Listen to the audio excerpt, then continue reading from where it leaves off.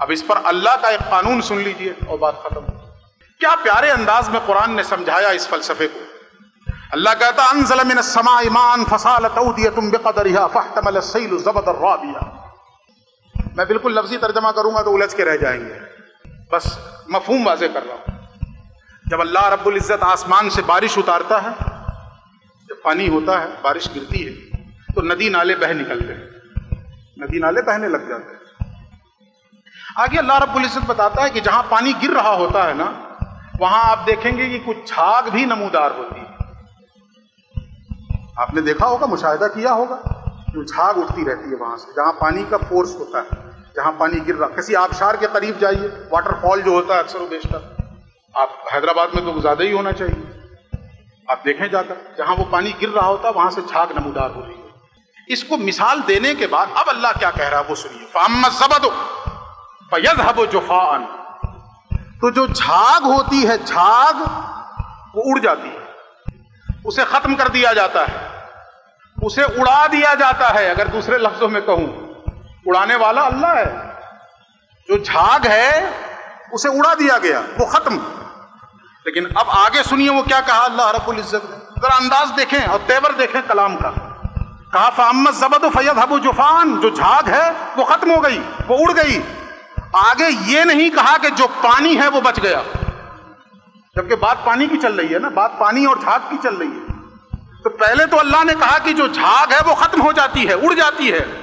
آگے یہ نہیں کہا کہ جو پانی ہے وہ بچ جاتا ہے، بلکہ آگے اللہ کیا کہہ رہا ہے، وَأَمَّا مَا يَنْفَعُ النَّاسِ فَيَمْكُثُ فِي الْأَرْضِ.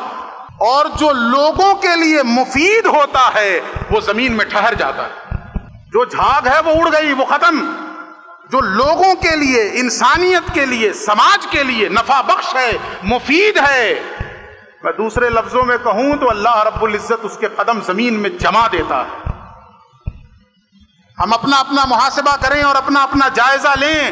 رسول اللہ کا کلمہ پڑھنے کے باوجود کہیں ایسا تو نہیں کہ معاشرے میں ہماری حیثیت جھاگ کی مانند ہے. اگر ہم جھاگ کی طرح زندگی گزار رہے ہیں، ہمارے وجود سے سماج کو کوئی فائدہ نہیں مل رہا، ہمارا وجود سماج کے لیے کسی جہت سے نفع بخش نہیں ہے، تو پھر تو ہم جھاگ کی مانند ہے نا. اور اگر جھاگ کی مانند ہوں گے تو اللہ کا قانون ہے کہ وہ جھاگ اڑا دی جاتی ہے، وہ جھاگ ختم کر دی جاتی ہے. اگر اپنے اکھڑے ہوئے قدم کو زمین میں دوبارہ جمانا چاہتے ہیں تو اللہ کے قانون کے مطابق اپنے آپ کو سماج کے لیے مفید بنا دیں، اپنے آپ کو سماج کے لیے نفع بخش بنا دیں. میں نے پہلے بھی کہا، پھر کہہ رہا ہوں، آج جو ہستی آئی ہے نا، وہ سماج کی ضرورت تھی، وہ سماج کے لیے مفید تھی. لہذا اللہ رب العزت نے 1000 آدھیوں میں بھی ان کے چراغ کو روشن رکھا. ہمارا کیا ہے، اس سماج کو ہم دے کیا رہے ہیں سوائے لینے کے؟ کیا دے رہے ہیں؟ یہ مائک ہمیں غیروں نے دیا اور اسی مائک پہ ان کے خلاف بد دعا کرتے ہیں. ایک مائک تو بنا نہیں سکے، اس پہ بیٹھ کے بد دعا کرتے ہیں. یہ غیروں نے دیا، یہ ساری چیزیں غیروں نے دی، اور ہم ان کے خلاف جو ہے اللہ سے وَانصُرْنَا عَلَى الْقَوْمِ الْكَافِرِينَ بس اتنا ہی رہ گیا. ہم کیا دے رہے ہیں اس سماج کو؟ یہ قوم مسلم کیا دے رہی ہے؟ تاریخ پڑھ لیں، ہماری ذرنی تاریخ موجود ہے. وہ صرف بتانے کے لیے یا خوش ہونے کے لیے ہے کہ جتنی ایجادات ہوئی ہیں سب کا سہرا مسلمانوں کے سر ہے. اس سے خوش نہیں ہونا ہے، اس سے ایک عبرت حاصل کرنی ہے. اور ہمیں اپنے آپ کو اپنے سماج کے لیے، اپنی سوسائٹی کے لیے، عالم انسانیت کے لیے اس امت مسلمہ کو مفید بننا ہوگا، نفع بخش بننا ہوگا. جس دن یہ امت مسلمہ سماج کے لیے نفع بخش بن جائے گی، اللہ اس کے اکھڑے ہوئے قدم زمین میں دوبارہ جما دے گا. یہ اللہ کا وعدہ ہے. ان اللہ لا یخلف المیعاد.